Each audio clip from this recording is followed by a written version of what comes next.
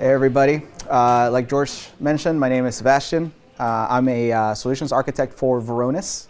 I've been in the IT industry for 12, 13 years. Started on the help desk side, moved into infrastructure, went into security, so I've been around the block doing a couple different things. Right now, I'm working with Varonis, mostly focused on helping secure data. Right, being very specific on structured, really now that everything's moving to the cloud and AI is being more present and trying to utilize all those pieces. That's something that we're trying to focus for every organization around. What we're going to talk about today is really the promise and the risks of generative AI. Really, it's going to be a focus on Microsoft Copilot and how they're utilizing both their security model and how we can prepare for a safe rollout of Microsoft Copilot. So we'll start with data, right? It's kind of where every organization is going to be the lifeblood of the organization, right? It's normally the most valuable and also the most vulnerable asset, right? There's a lot of time, effort, and money that goes into securing both the endpoints, the perimeter, making sure that we have the right risk exposure for our cloud infrastructure. However, the focus is never really the data, right? It's build the walls really high, make sure that nobody actually gets in. We don't necessarily know where the next attack will come from for the most part, but the goal is always to get your data, right? That sensitive data, PI data, getting any information that can either make them money by either selling it or telling you that they have it, right?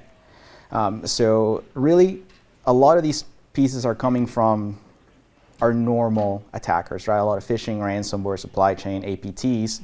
But the next piece on here is going to be AI, right? It's no longer just going to be people. It's going to be a system that we give access to everything that we have, right? So there's a lot of promise to it, right? They can help us be a lot more streamlined, a lot more effective in our day-to-day jobs, but there's obviously risks that come with it. So we'll touch base on really what both of those are. So really we'll start by just a simple show of hands, right? Who is currently utilizing AI in their organization? All right, so a lot of you guys already, a little bit over half. So that's honestly kind of what we're seeing around, right? There's a lot of ChatGPT being utilized for finding information about customer clients. There's a lot of people that are trying out Copilot and kind of helping understand, streamline a lot of those processes, right? Utilizing a lot of this generative AI. Right now, we're anticipating Microsoft Copilot to be kind of like that first step into generative AI for a lot of organizations, right? Not just individually, right? I know a lot of our users are already just going to ChatGPT asking it to do their jobs, right? But now it's a general organization-wide scenario, right? Right now, if you have seen any of the launches of the Microsoft Copilot stuff, what they're basically coining is that they're going to be the most powerful productivity tool on the planet, right? Right now, it is a very limited private preview, right? So it's a black box. We don't really know a lot of what's going on within the actual Copilot, but there are a lot of different things that they're promising to do. So here are some of the use cases that Microsoft is pitching us, right? One of the key ones is joining team meetings and summarizing our discussions in real time, action items, stuff like that. And to me, this is crazy. Like, I would love this every day of my life. It's really hard to be on a call, be present, and take notes at the same time, right? It's really, really difficult. I take really great notes the first 15 minutes. And then after that, it's just, maybe they're okay. So that piece right there, awesome, right? Like, I wish I could have that right now. The next piece is triaging your inbox, right? Making sure that you're prioritizing emails, summarizing threads, and generating replies for you. A little crazy sometimes, depending on what is kind of right for you. But if I could have somebody look at the first 16 emails in the chain and tell me, hey, what did people say during the 16 emails, and give me a summary, that would save me loads and loads and loads of time. So, another piece that's super exciting. I don't know about much writing my replies for me. I feel like you can't really copy my flair, but that's all right. The next piece really is analyzing raw data in Excel, which is really awesome for a lot of us that are in like Excel geniuses, can do pivot tables, VLOOKUPs. It's a lot easier to say, hey, look at all this data, give me some trends, give me some analysis. What do we need out of this raw data? So that piece is also really cool, especially for people that are living their lives looking at analytics and numbers. So that's definitely one of the main and most useful pieces for Microsoft Copilot. Right? For example, right here, you can ask, did anything happen yesterday in the Fabricam meeting? Right? It's going to return a lot of updates and relevant emails from Outlook and any other documents within, OneDrive, SharePoint Online, Teams, and all of a sudden now, hey, you have all of these things that just happened for that account.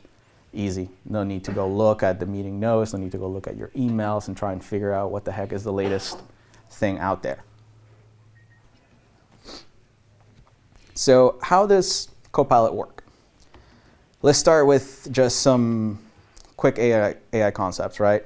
Let's start with a grounding call, right? It's basically utilizing your data to add context, right? So if you're asking like a general AI, what's new with Toyota? It's going to give you public information, right? This is their ticker, here's what car they're coming out with. But when you do a grounding call for Varonis, for example, and they're a customer, it's going to be like, Toyota recently created this support case.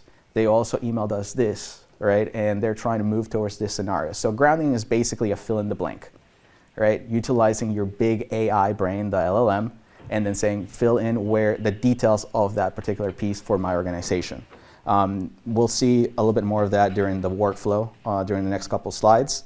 We're going to be looking at the semantic index, which is really just a map, right, of the data relationships that kind of end up putting some of those concepts together.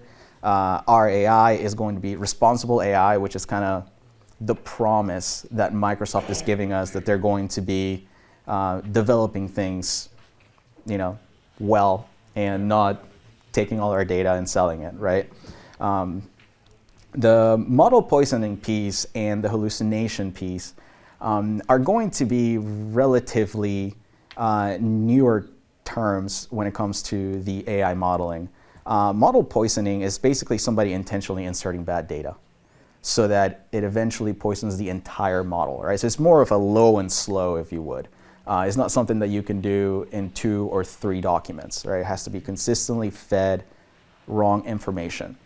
Now, if you do end up successfully poisoning your model, though, you kind of destroy everything. So it's one of those really key factors to watch out for early in the development or the learning period for your AI. And then the next one is hallucination, right? Which is basically making stuff up, right? AI looks at a lot of documents and spits something out that you think makes sense, but when you start looking at the nuts and bolts, you're just like, this is completely the opposite of what I really meant. How is model poisoning related to bias? How is model poisoning related to bias? I think there's just more of a related back to what they're actually taking out of the documents themselves, right? So with Microsoft Copilot, a lot of what you would consider bias, I think, would be more based towards the organization's data versus the LLM, which is really just the machine brain outside of your own data, right? So it's just taking concepts rather than specifics. So when you're talking about model poisoning, you're really talking about the foundational LLM being corrupted rather than your actual data or the context that it's providing within your own tenant. So just to kind of go through how it works. First thing here is 3 components, right? We're going to have our Microsoft apps.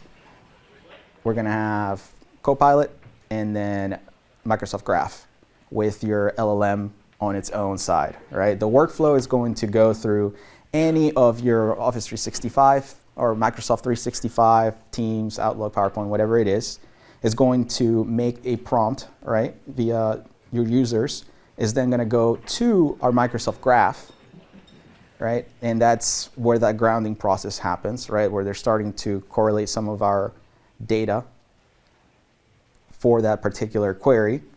And then it's going to utilize that model to then go to the LLM, right, and say, hey, tell me how to respond back to this particular reply without your content, without your data, right? This is kind of anonymized and stripped. It's going to return that particular data back to you. It's going to go through the whole grounding process again,